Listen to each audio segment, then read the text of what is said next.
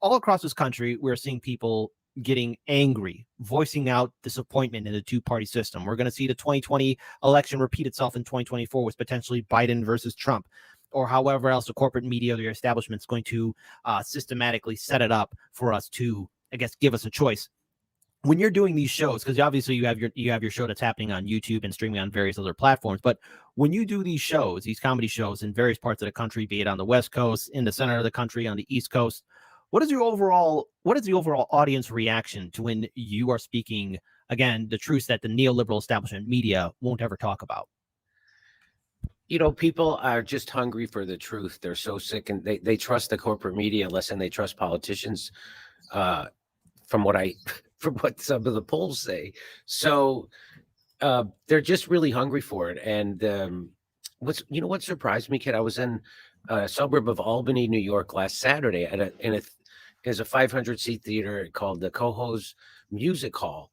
Mm-hmm. And I just stopped randomly I talked to somebody in the balcony, and he happened to be, I said, what do you do for a living? I felt like doing some crowd work. And he said he used to work for the railroad, and he was a union leader for a decade. And he quit when they crushed their strike, right? And now he works for Verizon, and he's much happier. And so what we got to actually having a conversation in front of 500 people about what we need to do about this. And people always want to know what should we do? What do we do?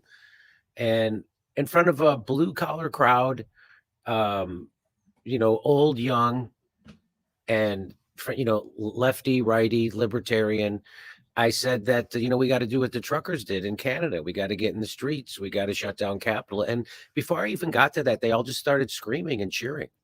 And so I guess the answer to your question is that people are ready. I think they're ready for a real leader. That's not me. I'm a comedian.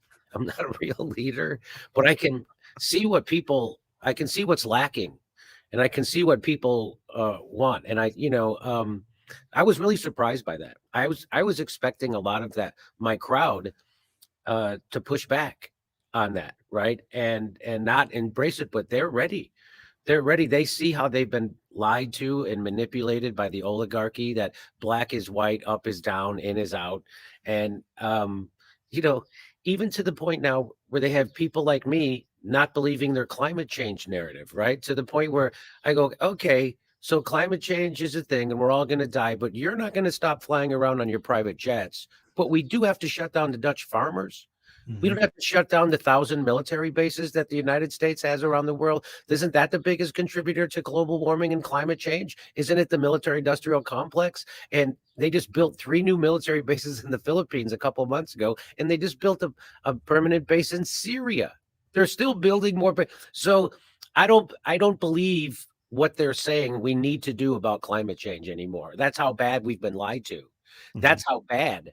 And people feel it.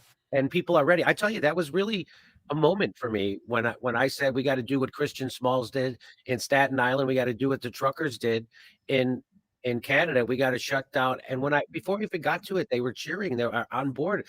These are just regular people, blue collar workers. And so I was really surprised by that. And so I think that's why Christian Smalls was able to organize a bunch of Trump voters. A black guy could come in and organize them, a bunch of Trump voters, against Jeff Bezos, right? Because we share a common enemy. Well, right? The thing is, what we are seeing too is that not only is the establishment media lying to us because it assumes that we're too stupid to figure things out. I mean, that's what the media is trying to say to the American people, but also the media is going down this road of not even doing its job. I mean, there was the infamous title from the New York Times where they basically said maybe it's best we don't look into what happened to the Nord Stream pipeline. Don't ask questions, just consume the product. Or either that Rachel Maddow, who's part of MSNBC, an authoritative media source, and then you have CNN's Jake Tapper saying we're not going to air these videos of Trump speaking to his followers. We're going to listen to it and tell you if you need to see it or not. And it's this environment of constantly hiding the truth. And the people who I've spoken to, and I don't know if this has happened to you, where now everyone's wondering, well, what is really being hidden from us? And as we enter into, we're still in 2023, as we enter into 2024, you're out there amongst the crowd, and obviously you have great award-winning journalists and commentators on your show as well. Is 2024 going to be that election year where maybe people say enough is enough? Maybe we see what could have happened in 2016 if Bernie Sanders didn't sell out, because he had the movement, he had lightning in the bottle. We both saw it in 2016, and I made the foolish assumption that maybe he'd be ready in 2020, and that didn't happen. I don't know. Your thoughts, Jimmy? The Durham report revealed that MSNBC, CNN, and even most of Fox News and the rest of the corporate media have been lying to the American people for the last 7 years, ever since Trump got elected, about Russiagate. It was a hoax concocted. This is according to the Durham. There was absolutely no basis for the FBI to launch Crossfire Hurricane, which is the Russiagate investigation. So what Rachel Maddow has been doing for 5 nights a week for the last 7 years has been a sham, a lie. Everything she said is not true. And they're not correcting it, and they're not apologizing, but they're not going to show Donald Trump. Does anybody believe that the reason why the establishment doesn't want you to hear Donald Trump is because they don't tolerate lies? Do you really think that the establishment is upset that a politician is lying in Washington, D.C.? Oh, my me. Now everybody's going to do it, I guess. That goddamn Donald Trump.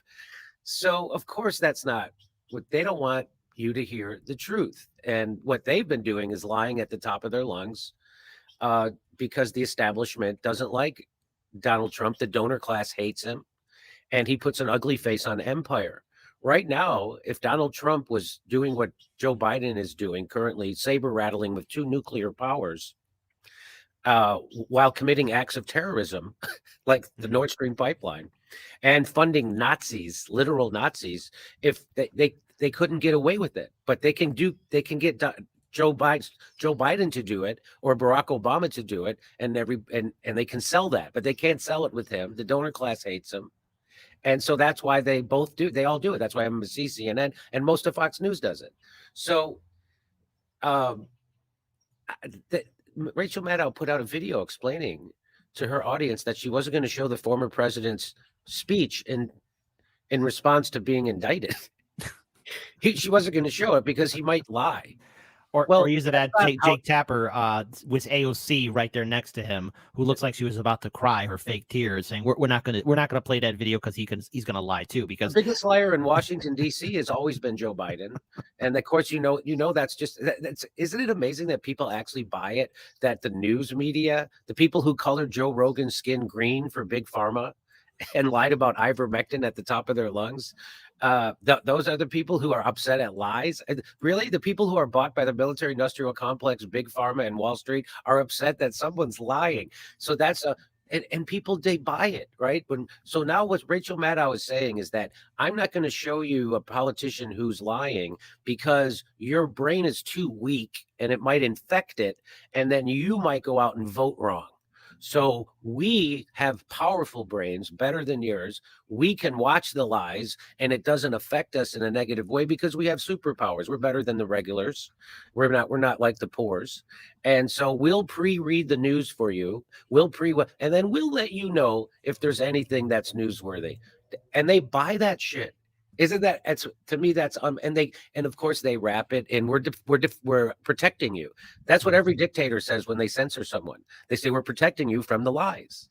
We're protecting you from propaganda. Well, they're the biggest propagandizers in the world. It's amazing. I mean, that's why 80% of the country lives paycheck to paycheck in the richest country in the world, and half the country can't afford a $500 emergency, is because we're run by those people. Handful of billionaires control the media. Do you think they hire people like Rachel Maddow and Anderson Cooper because they're going to tell the truth about the ruling class and the establishment? Or do you think they're there to manufacture consent for the establishment? And the establishment wants to get rid of Donald Trump, and that's what this is all about. And here's the thing that people don't want to hear and they don't believe, but it's true. This is exactly the same thing. What they're doing to Donald Trump, they would be doing to Bernie Sanders if Bernie Sanders ever had the spine to grab power. But of course, we know that he doesn't. His function is to take revolutionary progressive energy and funnel it back into an anti-worker, pro-war, pro-Wall Street party while gaslighting you about it all along. And they're also against Medicare for all. So That's they already did it to Bernie Sanders when he ran. They Russiagated him. They said Putin was supporting him. He did, instead of debunking it and pushing back, he agreed with it. He Russiagated himself. And they said his followers were misogynists, were sexist, and were violent. They already did that. What they're doing to Trump, they're trying to make his political movement illegal. They're saying, and they're saying they're the one. So that's exactly what they said Trump was going to do to his political opponents, that he was going to criminalize them. That's what Cornel West says made Donald Trump a fascist, was that he criminalizes his political opponents and threatens them with jail. Well, that's exactly what they did to Donald Trump. And it's plain to see that they keep doing this over and over and over, one case more flimsy than the next. So this is what they would be doing to Bernie Sanders if Bernie Sanders actually had the nutsack to grab power and then institute a progressive agenda of Medicare for all, a living wage, and ending the wars and investing that money back here. But of course, we know that he'll never do that. And the reason why is because he's cowardly and he won't stand up to power and will never, ever use his leverage. He won't ever ask his followers to do anything. He won't ever ask his followers to get in the streets and protest the establishment or even write letters. He won't ask them to do anything to pressure Joe Biden or the Democratic establishment to do anything. Remember how it was supposed to be a huge win that Bernie Sanders was going to be the chairman of the banking committee? It was worth it him selling out to Joe Biden because he's going to be the chairman of the banking committee. I find it wow. I find it absolutely hilarious that you have two people at one point during the civil rights movement being on opposite sides, and then Bernie having the audacity to call Joe Biden his good friend. Joe Biden, who was working with Republican segregationists, most notably Strom Thurmond, who is, if none of you know who Strom Thurmond is, just Google him up, look him up. That man is as well pro KKK as much as it can get, and that was a person that Joe Biden gave a eulogy for. That's the same Joe Biden who said, "I don't want my white kids to be with black kids." He was against busing and desegregation. So as Bernie, he said he didn't want his kids to grow up in a racial jungle. Yeah, there we go. So, but the issue though is, and even after all of this, and as soon as Joe Biden makes his announcement, Bernie just goes ahead, automatically endorses him, and that's it. And then the DNC is playing this game. We all see it right now, where Joe Biden's their incumbent. They're ignoring Marianne Williamson. They're ignoring RFK Jr.'s campaign. And I've already made my decision. I'm going to vote independent and third party. But this election cycle is showing us that the DNC offers nothing new. And look, this isn't to make fun. I'm kind of going to make fun, but this is not to make fun of the current people who are running in power. But when you have a dynamic duo such as these individuals, you have. Oh my God! Yes, hold on. This is absolutely, everyone. If you haven't seen this, abuse. This is not only abuse of the American public. This is abuse of these two guys. Exactly. It's really sad to what they're doing to them. Here, everyone. If you don't believe Jimmy Dore, if you don't believe Jimmy Dore or myself, listen for yourselves. And now I'm standing next to the president again, next to a collapsed bridge here, and he is to work with the governor and the delegation to make sure that we get this fixed. Delegation fast as well too. This is a president that is committed. Hold on, Jimmy. Go ahead. I mean to cut you off. Go ahead. Continue. I'm standing next to a collapsed bridge.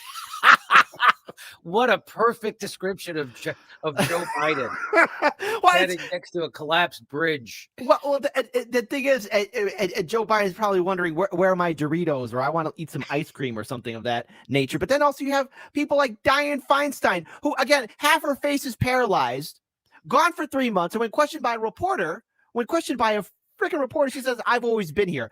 I've had 4 family members suffer from dementia and Alzheimer's." The way Joe Biden walks, the way Dianne Feinstein carries herself or looks around, I've seen that behavior before. I've seen that body language. They're not all there. And then you have Nancy Pelosi, who's doing the most insider trading. Her daughter is one of Dianne Feinstein's caretakers. So the reason why Dianne Feinstein is still around is so that Nancy could still have power. I mean, we are ruled by sociopaths, and it is incredible seeing people waking up. 50% of the population identifies itself as independent, but I do want to see if there could be a third party movement. But already we're seeing the DNC play the same game. I mean, will there be a voter turn? Will there be at least some kind of interaction? Maybe Cornel West can potentially create a real third party movement with the Green Party and the coalition that he's building with Chris Hedges. I mean, is it possible to save the sinking ship? I know Chris Hedges has written numerous articles and books about the downfall of the republic and our economy and the way our government is working. You've had him on your show as well, but is there a possibility where maybe it's this election year, or is that just a fool's dream at this point?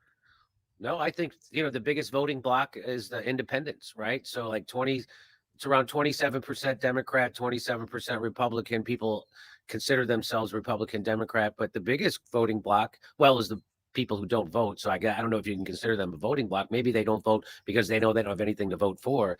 But the biggest voting block is the independents, right? 42% of Americans, I think, consider themselves independent. So yeah, I think that he's actually a real threat, which is why you have the unions already endorsing Joe Biden because they're corrupt. Oh God, they're corrupt. That's a corrupt move. That's not that. Those aren't unions looking out for that's a corrupt move. There's certainly better people in the race that would represent unions better, and this is a primary, and you go ahead and the guy just crushed the railroad workers union. And so can I just get back to I think the reason why things are even worse than they were before is because when Bernie Sanders ran in 2016, he showed that half the Democratic primary voters, half the people who call themselves Democrats who voted in Democratic primaries were ready to overthrow the party. They wanted to get rid of the corporate control of the party. And when Bernie tucked his tail and gave his support to Hillary Clinton for absolutely nothing because of Donald Trump, he got nothing for his support. Nothing.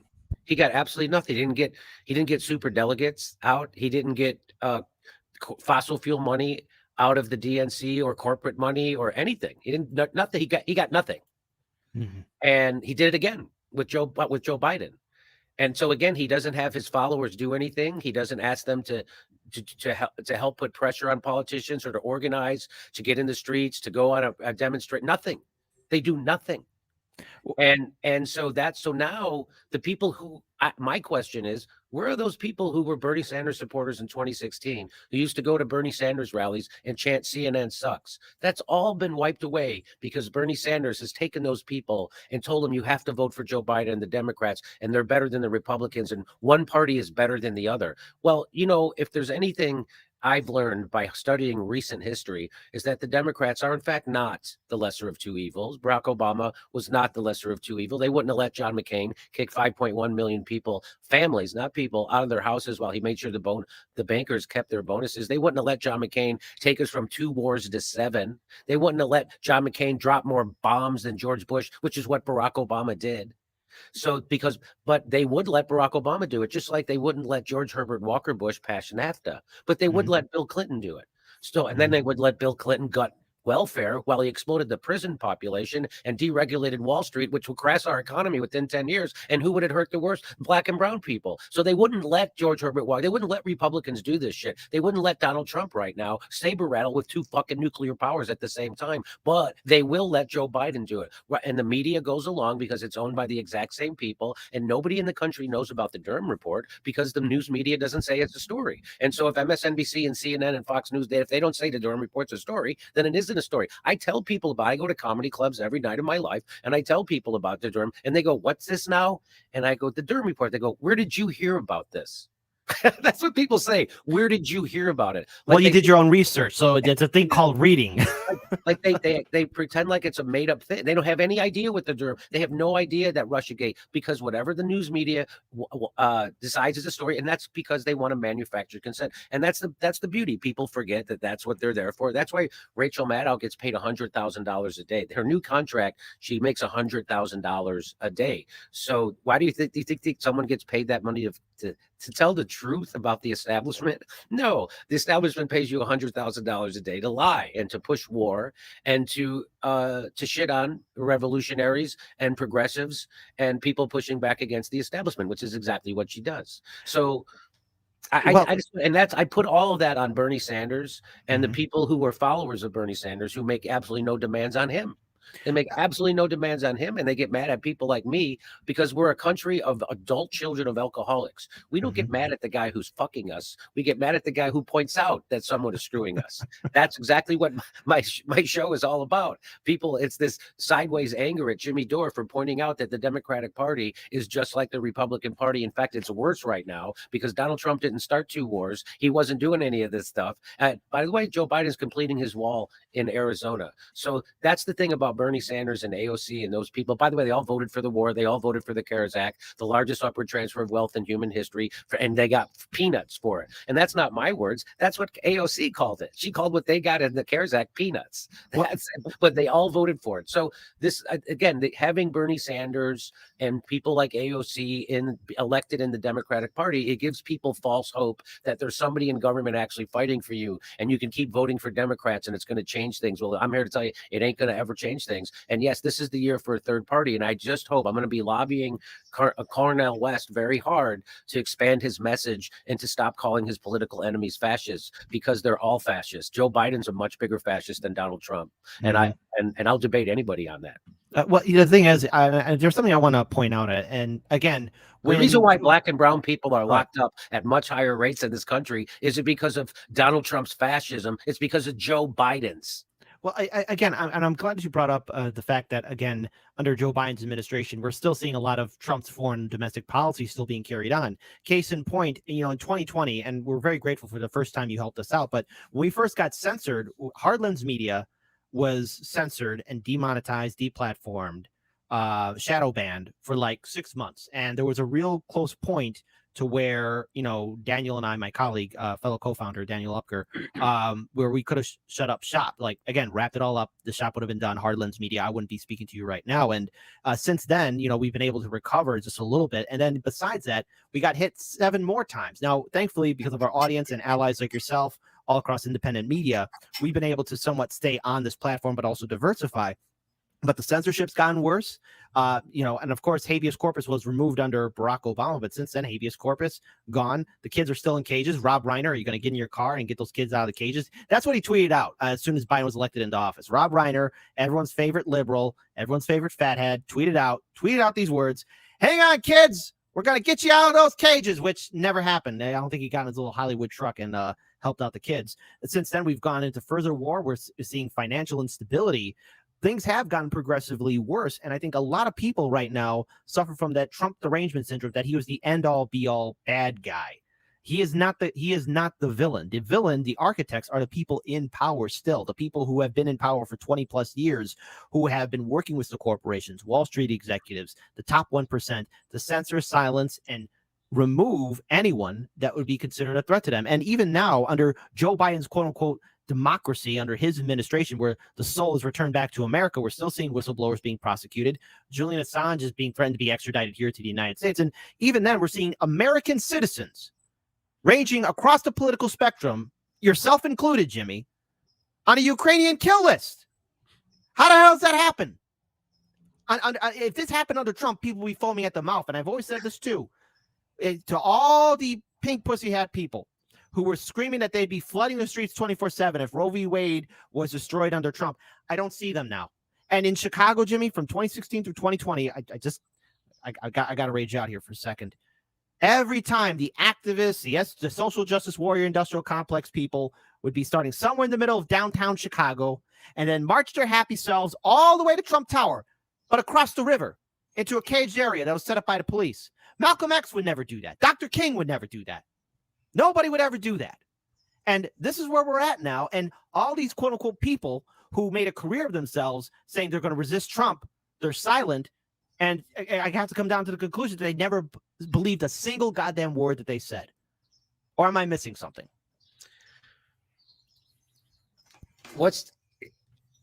Aren't you surprised, Kit, that the people who were the biggest Bernie Sanders supporters are now screaming you have to keep voting Democrat? Oh, follow orders. Just you have to keep following orders. And isn't it? I thought we all agreed. I thought that's what we all agreed, that was a failed strategy. We got the Justice Democrats elected, and they vote to their war pigs, and they won't. And they turn on their own supporters, like the activists for Medicare for All. They turned on healthcare supporters. They tried to discredit us and undermine us. We're the people who helped them get elected, and then they turned on us. And then half the goddamn stupid quote unquote progressive media defended them. Well, when you have stuff like this, again, shout out to Revolutionary Blackout Network, good friends of the show, union leadership that has betrayed the rank and file. These are the same people who also supported Bernie Sanders. All of them endorsing Joe Biden, even National Nurses United. I know. Where have the nurses been? What have they done to lobby Joe Biden to give us the public option? That's something he ran on. Not only are nurses not lobbying the president and pressuring him to pass Medicare for all, they're not even bringing up his own campaign promises, which is a public option. So it just shows you that the reason why there's no left movement in America, it's because unions aren't left anymore. Unions are part of the professional managerial class in America. And the left in America is represented by white collar executives. It's not represented by blue collar workers like it is in other countries. Mm-hmm. And what they lobby for is they don't lobby for minimum wages or Medicare for all. What the left in America wants is they want more representation of marginalized groups on corporate boards. Well, I think what would actually help people more is if we had a living wage, if we could end those wars, invest that money back here, give people social services, infrastructure, healthcare. I think that would help them more. But that's all the fucking professional managerial class cares about is diversity, equity, and inclusion. So these murderous fucking corporations can wag around this virtue signal that, look, we're good people, because at Raytheon we're good because we have black and brown and gay people helping murder the world. Well, okay. What about the justice for yourself, Jimmy, or other people that have been put on an enemy list by a foreign power? If this happened under Trump, I mean, people would be upset. People would be raging at the system. I mean, is there any point in time to where, again, we could maybe get some kind of accountability? Because I, for one, I still can't believe it that I'm seeing people like yourself, everyone who's either Republican, Libertarian, progressive, socialist. I mean, average people, actors, comedians on a foreign hit list. How did we get to this? Any other president, I mean, people might have said something. If this happened under Trump, people would definitely have said something. So that's why they have to make Donald Trump out to be a 20-foot Hitler, right? They have to invent him, just like they invented him on television. I remember when celebrities used to go on and defer to him and call him, "Oh, yes, thank you, Mr. Trump." Remember that? Yeah. So he's just a creation of the establishment, just like he was before. He is still now. They just created him to be a big monster, because there's no way anybody would vote for a demented Joe Biden.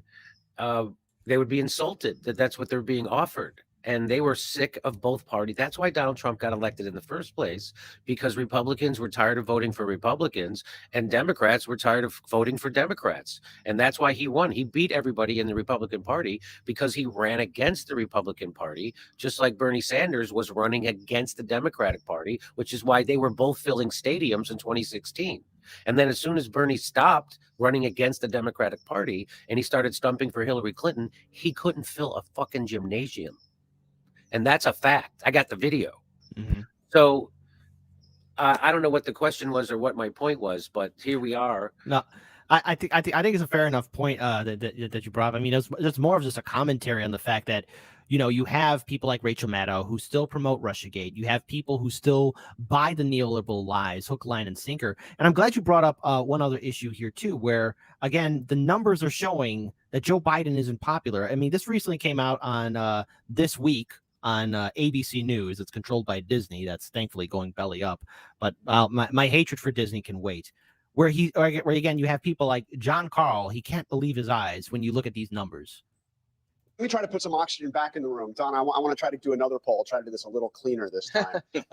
But a poll from Quinnipiac on a possible Biden-Trump matchup puts Biden at 48%, Trump at 44%. This is a poll, again, taken largely after the indictment. I mean, that's got to make you a little nervous. That's within the margin of error. So there it is, right there. We're seeing 2020 get repeated again. Biden somewhat in a tie with Donald Trump. I don't believe that. We're kind of right back where I don't believe the polling number either. I mean, after all, we saw what happened to quote unquote progressives and other individuals that challenged the Democratic establishment. I mean, we saw that people constantly get dismissed. But in the overall opinion, when you run into people, especially on the street, of people who I've spoken to, there is absolute disdain and lack of trust of Biden. I mean, they're still pushing him as though he is a champion of the working class. He's the one who told railroad workers that you can't strike anymore. And now we're seeing all these celebrities, all these activists, all these quote unquote people who supposedly care about feelings and so much more, saying that Joe Biden is our next best shot. And is the only one that could keep us safe from the evil boogeyman. That's not it at all. I always keep telling people, you are going to be voting for the same people who are going to screw you over and over again. So I kind of want to round this back up to the fact of, will there be a chance for somebody like Dr. Cornel West to actually maybe make it to the debate stage, to actually do that? Because I know here in Illinois, I mean, you're from Chicago. You know for a fact Illinois is notorious for political corruption and votes disappearing. I just see a system being pushed and set up that will stop that voice. And I do wish Dr. Cornel West all the success. Same thing for the libertarians too, to actually make it to that stage to challenge somebody like Trump or whoever the Republican nominee, and Biden, or if not that, whoever the Democrats do pick. I mean, can there be that chance to happen? Because we've seen this before, and the establishment quickly try and silence it. Yeah, I think it could certainly happen, no doubt about it. I think Cornel West could do it. I'm a big supporter of Cornel West. I like that he has integrity, and he's willing to grow. He's willing to learn when the facts change, his opinion changes, right? When he learns new things, he adjusts. He's not a blind ideologue. And so that's why I'm going to keep lobbying him to have more inclusive language, to organize along class lines, to reach out to Republicans and libertarians and all those types of people. Those are a worker in America. I think I would encourage him to reach out to every worker in America, right? Because he could represent them far better than anybody else. And so we've been brainwashed to think our neighbor is our enemy, and someone who votes for a different politician is your enemy. That is bullshit. That is exactly what the establishment wants you to think. That wants you to blame your neighbor for the economic pain you're feeling instead of the oligarchy and the failed system that they preside over while they extract wealth upward, and they have their pawns in Congress to do it and the White House. So what do you call? I like to tell people, America's the richest country on the face of the earth has ever seen. Mm-hmm. What do you call a system that takes that richest country the face of the earth has ever seen and render 80% of its workers living paycheck to paycheck? Half the country can't afford a $400 emergency. What do you call that system? You call that a failed system. So we're in a failed system. And I would hope that Cornel could also articulate that. I bet he can better than me for sure. So, and he has been for a long time. So I think that's a message that would resonate with people. I think people are desperate. I think people voted for Donald Trump in the first place because they were desperate. I like to tell the story of I interviewed a Waffle House cook from Virginia named Nick Smith on my show in the 2016 election. And I asked him, why is he voting for Donald Trump? And he said, Jimmy, we all know that Donald Trump's a loudmouth Yankee. He should have had his ass kicked a long time ago. But we're desperate, and he's offering us something.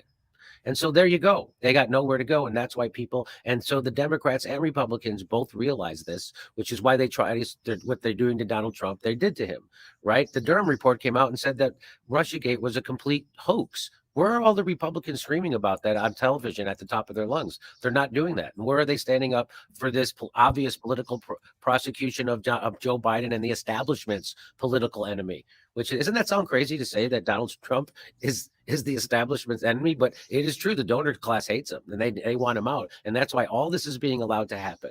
Well, I mean, especially during the infamous CNN town hall that was hosted by Catelyn Collins on CNN, where Trump sounds even a hell of a lot more reasonable than somebody like Nikki Haley, who wants ongoing war. And Trump, whether you like him or not, was the first to say, I just want people to stop dying. I can make peace happen in 24 hours. Now, I don't know if he could really pull that off.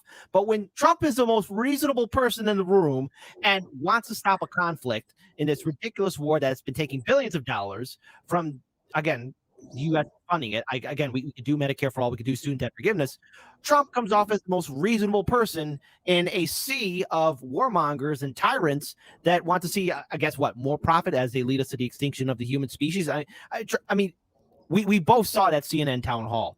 I was kind of floored in regards to how well Donald Trump handled himself with CNN And now there's this quick dismissal of, oh, we're going to indict Trump. We're going to indict Trump. And thankfully, there's a platform like your show. And then we have other individuals who are speaking out. But anyone that's calling this out is immediately censored. I mean, look what they're trying to do now to Tucker Carlson. I mean, Fox News is eventually going to end up like CNN because they're going after the one person that actually made their network pretty relevant. Of course. Go ahead, Jimmy. Is it what a switch, right? That let's let me remind people why you get fired in corporate news. You don't get fired for lying. Okay, you get fired if you tell the truth. That's why they fired Phil Donahue, because he was telling the truth about the war, especially about the war. And so he was telling the truth about the war, and they fired him, and they said for low ratings. And then a memo was leaked that said the reason why was because he was anti-war and it was bad for business. And this was after they had made him, for every what they considered anti-war voice, he had to have 2 or 3 pro-war people on as guests. That was already in the contract, right? He already had to do that. And then they fire him anyway. And they said it was for low ratings. Turns out he had the highest rated show at the time. And so then they did the same thing to Jesse Ventura because he was going to tell the truth about the war.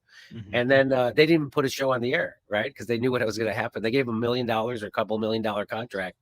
And then they fired Ashley Banfield for the same thing. So we know that you get fired for not for lying about the Iraq, and all the people who lied about the Iraq war and the Libyan war and the Syrian war and currently Ukraine, they all get rewarded with big fat contracts. And all the people who pushed Russiagate, which was a big hoax, that they all get rewarded with big fat contracts. So you get fired from corporate news for telling the truth. And that's what Tucker Carlson started doing. So he wasn't always like this. Tucker Carlson had some an awakening, and Mike can point to when they they already protested him as a white supremacist and all that stuff. And they took away his advertisers. They did scare his advertisers away. So he doesn't have, I asked him because the reason why Tucker Carlson and I started first working together or talking to each other was because I was covering Syrian war and how they were lying about the Syrian war and lying about the gas attacks. And we were working with Aaron Mate and we were debunking those gas attacks in real time. And they still say that I'm a conspiracy theorist because I debunked the bullshit gas attacks in Syria. They still says that on my Wikipedia page. It's funny. Anyway, but so I started working with him, and I remember I asked him, I said, hey, why are you allowed to tell the truth about the Syrian war? No one else is doing that on television, and they don't. And he said, I go, aren't your advertisers going to pull? And he said, I don't have any advertisers. And I said, what do you mean? He goes, well, he goes, not besides Mike the Pillow Guy and catheter commercials. and I looked, and it's like, you're right. They took away all his mainstream, Coca-Cola and Chevy and Bank of America. They didn't. And I said, well, how do you stay on the air? And he said, I stay on the air because I have such high ratings that cable companies have to pay Fox News to carry his show, right? And since it was the highest rated news show, they got paid a lot of money from cable, like from Spectrum and AT&T and from all the cable providers. They have to pay to carry those shows. They have to pay Fox. And the way they pay you is by the number of your views. And so he had such high views. They still made a ton of money with Tucker Carlson. But then even he told too many truths about Ukraine. And then the final straw was when he brought on RFK Jr. Mm-hmm. He brought on RFK Jr. to tell the truth about how Big Pharma corrupts the news reporting. The number one news host is telling you how advertisers control the news. And he did it in a very dramatic way that really landed.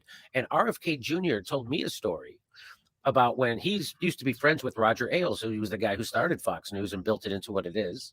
Mm-hmm. And they were family friends or something. And so he was telling Roger Ailes all the stuff that he had learned about vaccines. And Roger Ailes says, I agree with you. He said, but I can't put you on TV. He said, and if one of my news anchors did, I'd have to fire them because 70% of my advertising comes from Big Pharma. And wow. That's exactly what happened. He told the truth about the Ukraine war and Zelensky, which made them want to fire him in the first place. But there was a split inside the family, Murdoch family. And then when he did that was it. It was all over. Wow. So my point is he got fired for telling the truth. And the reason why he was able to tell the truth was because they took his handcuffs off, which is the money he got from his advertisers.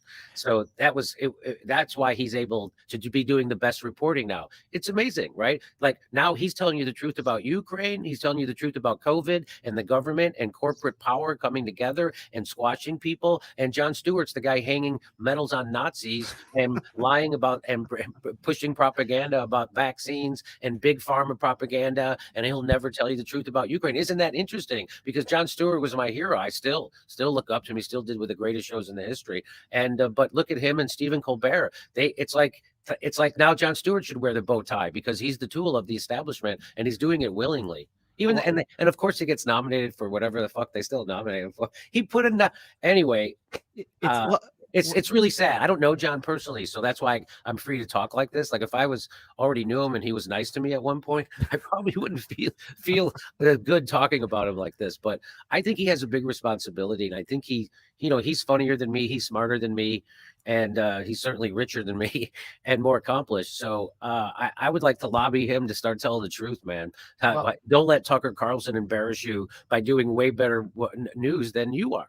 And that's exactly what's happened. It's amazing. Tucker Carlson's the only one that even comes close to telling you the truth about certain things, COVID being one of them, vaccines another, and the Ukraine, the biggest things in our life, and Russiagate too, by the way, the biggest stories of our life.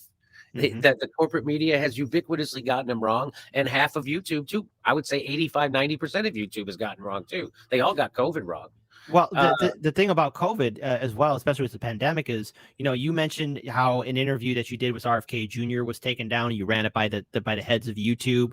Kim Iverson did an interview with RFK Jr. and that was taken down. And then, while it wasn't related to the pandemic, Mike Tyson had Mike Tyson's podcast, Hot Boxing, had a 2 hour, maybe 2.5 hour long interview with RFK Jr. and it had to deal with what happened to his uncle JFK and his father RFK in regards to the CIA. And that video was taken down and quote unquote, it was up there for about 2 years, 2 long years. It's been up there. And YouTube's reason for taking it down now, and shout out to Matt Orfala who shared it on Twitter. They said it violated community guidelines. How did it violate community? It seems like this whole thing is, and especially now too, because this is still a developing story. But Joe Rogan even called out this guy Peter Hotz, this doctor, saying, okay, hey, debate if you are so against RFK Jr. and saying that I'm promoting all this misinformation, debate him on my show. And he was recently he was confronted. I don't really approve of stuff like this, but it's already out there on social media. Well, people. The story's still developing, but people are asking him, hey, why don't you debate RFK Jr.? And there's this censorship, there's this silence that's happening. Your video with RFK Jr. was censored and silenced, and you talk to the people directly at YouTube. I envy you for talking to somebody from YouTube. I don't even know what that's like to even speak to somebody. No, I didn't. They didn't. I only put up one. I did 2 interviews with RFK Jr. And I put one of them up on YouTube, and the other one I didn't. I just put it up on Rumble. So they didn't censor me on that. But what I did do was when I did my interview with Dr. Robert Malone, and you alluded to this, was I did it. I didn't do it live on YouTube. I did it on a private stream, and then I sent it to YouTube, and I asked them, hey, I don't want to violate anybody's community standards, and so could you look over this video and let me know if there's something I have to take out, because I don't want to bring anything that you would consider misinformation. I want to be a good boy on YouTube, and I don't want to. And so they did. They looked it over and they sent it back, and they go, no, this is good. And you could have pushed me over with a feather, man. So they still suppressed the shit out of that video. It's very hard to find on YouTube, even for me, and it's on my channel. It's very hard to find. It's still got 700,000, almost 800,000 views. Wow. And so I was like, wow, well, I don't have to worry about getting kicked off YouTube anymore. Whenever I do something that I think is going to be controversial, I'll just send it to them first. So the next thing, we did another interview we did an RFK Jr. interview. And so I sent it to them, and I was like, hey, could you check this out? I want to make sure it's okay, right? I don't want to violate anybody's standards. I don't want to be accused of misinformation. And they go, no, we can't look at it before you publish it. And I go, well, why? And they go, well, that's just our policy. And I'm like, but you're going to look at it after I publish it, right? And they go, yeah. I mean, for sure you're going to, right? And they're like, yeah. I go, so why wouldn't you want to do it first? So then we don't ever put up misinformation. What's the difference if you look at it now? It's the same man hours to look at it before I post it as it is look at it after I post. And now we're, quote unquote, aren't we being more responsible in protecting the viewer from misinformation before I put it up? And of course, they had no answers for any of these things. Wow. And so, of course, they're going to send. Yeah, so they're going back and taking down RFK Jr. interviews with Theo Vaughn and all those other things too. And And it's like, just, there's the old saying, who you're not allowed to criticize rules over you. I think I'm probably butchering it, but that's the sentiment, is whoever you're not allowed to criticize, that's who you're actually being ruled by. And so we know we're not actually ruled by the government. We're ruled by corporations and billionaires who control the government. So they decide what we're allowed to criticize and what we're not allowed to criticize. So like, for instance, on YouTube, you're not allowed to say anything of you. We weren't anyway. I'm sure, but we weren't allowed to say anything about COVID or the vaccines or that went against the WHO's recommendations, which has right? now been reversed. By the way, YouTube, if you're listening to my handlers out there, the World Health Organization reversed that decision now. COVID's no longer a threat. But anyways, didn't mean to cut you off, Jimmy. Go on, continue. So I'm like, well, why would who the hell is the WHO? Who the hell are these? I didn't vote for them. They're not elected. And who controls them? Well, you look at who their funders are, and the number one funder of the WHO is Bill Gates. So, and I have, so now, I'm not allowed to criticize the vaccines because Bill Gates had invested $55 million in the vaccines, and then he made $500 million on those. And as soon as he cashed out his money on the vaccines, he started denigrating, insulting, and shitting on the vaccines. He started saying things like, well, they're not infection blocking, they're not long lasting. We need to get this new thing, which is a nasal inhaler that is infection blocking. And I looked into what that was, and he's funding the development of that. So we're being ruled now. And so we're not allowed to criticize, when we're not allowed to criticize the WHO, it's really, we're not allowed to criticize Bill Gates. And so so that's who rules over us. It's a handful of billionaires, and I can draw a direct line from us being allowed to criticize Bill Gates, the COVID policy. I can draw a direct line to Bill Gates. That's who's ruling over us. Big Pharma and Bill Gates, handfuls of billionaires. That's what we're living in. And it's this thing of the now people are waking up to the Bilderbergs. People are waking up to the WEF. And I remember there used to be an insult to people who were onto the fact that there was a neoliberal world order run by the banks and the military industrial complex and corporations. They would say, oh, when do they have these meetings? And George Carlin would say, you don't have to have a meeting when your interests coincide and collide, right? You don't have to have me, but they do have meetings. What I would say is, you want to see a meetings of the oligarchs planning out how to rule the world. It's called a session of Congress. Do you think those people are in there writing laws on our behalf? They're in there writing laws on the behalf of their billionaire donors, and they control both parties, which is why the country's in the position it is, why we can send $100 billion to Ukraine at the snap of a finger while people are living under every bridge here in this country. And that was enough money to end homelessness 4 times over. They won't even fix the bridges people are living under in this country. That's how corrupt this this country is. It isn't a country. It's a corporation. It's an oligarchy. And that's another joke about January 6th, that people think that was the threat to democracy. Your democracy was taken decades ago, you fucking child. When are you going to get upset that corporations took over your government, which is why workers haven't had a raise since 1980, and we have 1,000 military bases around the world, and no other country has anything like that. And our empire is ending. Where the government is in bed with corporations to crush worker strikes, and then send money out to the most corrupt countries in the world, like Ukraine, for a proxy war, for fossil fuel companies. That's all this is. We blew up the Nord Stream pipeline. Everybody knows we're the world's terrorists, and we do it for economic gain, just like we've known forever. And where are the people who are supposed to stand up against this stuff? They're all afraid of big bad Donald Trump, because they had to make a game show host out to be a 20-foot tall Hitler to get you to vote for this bullshit, because they knew people were done in 2016, and they're done again. And that's why I'm so glad that Cornel West is not running in the Democratic Party, and I'm glad he's running third party, because they're going to cheat Robert RFK. I won't allow myself to get excited about RFK Jr.'s candidacy, because I told him on my show, they're going to rig it against you. They're never going to let you. The guy says that the CIA is the people who offed his uncle and offed him, and you think offed his father, you think offed his father, and you think they're going to let? So anyway, I really wish he would have ran third party. It would be a lot easier to get excited about it. But now we have Cornel West. And so, again, I'm going to be lobbying him to open up his message and to reach everybody. And I think he's going to do it. I really, so, the goal here isn't, if he could win straight up, that would be fantastic. And I actually think that's possible. But if he ran the right campaign. Exactly. But I think a very realistic goal is to get him to poll between 5 and 10%. And if he polls between 5 and 10%, then he can become a kingmaker. And then he could say, hey, these are my list of demands, and I'll instruct my 10% of my people to vote for you, and you'll win the election. So which is it? Who wants to give people health care? Who wants to end the wars? Who wants to give us a living wage? Who wants to end authoritarianism inside our own country, right? Who wants to invest? So, and whoever, have your list of 5 demands. And I don't care if a Democrat or a Republican gives me Medicare for all. I don't care if a Democrat or a Republican ends the wars and invest that money back here. I don't care if a Democrat or Republican passes a minimum wage. The last progressive president we had was Richard Nixon. Don't tell that to the Vote Blue No Matter Who crowd. Yeah. They'll probably get triggered by that. He was. I mean, they developed OSHA underneath him. They developed EPA, all that stuff that happened under Nixon. So it doesn't matter who. It can happen. So he can get. So that's what I'm hoping he does. I think that's his game. I had on Chris Hedges on my show just yesterday, and he worked with Ralph Nader when he ran, and he said yes, that was his goal, was to get a high enough percentage in the polls where you could become a kingmaker, and they could do it.